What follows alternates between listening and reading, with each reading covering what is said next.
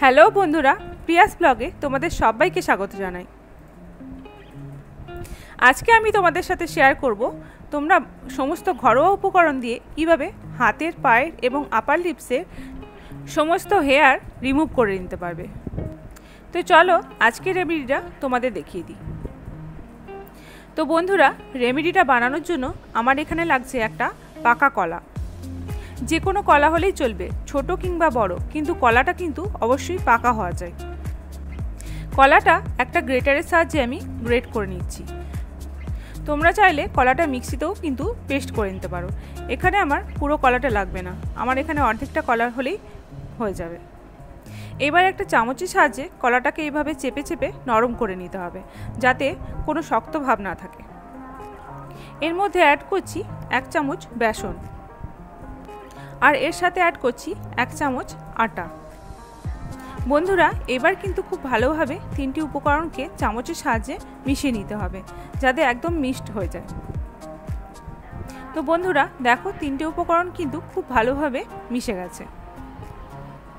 তো বন্ধুরা, একটা হাতে আমি তোমাদের লাগিয়ে দেখিয়ে দিচ্ছি যে রেমেডিটা কতটা ভালো কাজ করে।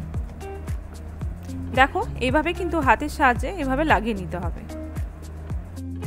রেমেডিটা খুব ভালোভাবে শুকনো হয়ে যাওয়ার পর হাতে করে এভাবে ঘষে ঘষে তুলে নিতে হবে।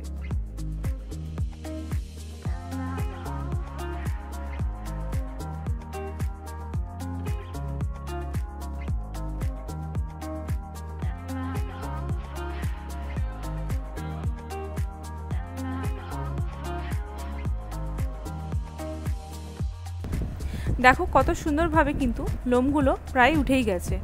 এই রেমেডিটা কিন্তু বন্ধুরা 2 থেকে 3 বার তোমাদের করতে হবে, একবারে কিন্তু কাজ হবে না। 2 থেকে 3 বার করলে হেয়ার রিমুভ হয়ে যাবে এবং নতুন হেয়ারও তৈরি হবে না। আমি আমার দুটো হাতই কিন্তু তোমাদেরকে দেখাচ্ছি। একটা হাতের কিন্তু আমি হেয়ার রিমুভ করেছি, আরেকটা হাতের কিন্তু আমার হেয়ার রিমুভ করা হয়নি। দেখো কতটা কাজ হয়েছে, অনেকটা প্রায় হেয়ার কিন্তু রিমুভ হয়ে গেছে। তো তোমরা এই রেমেডিটা অবশ্যই ব্যবহার করো।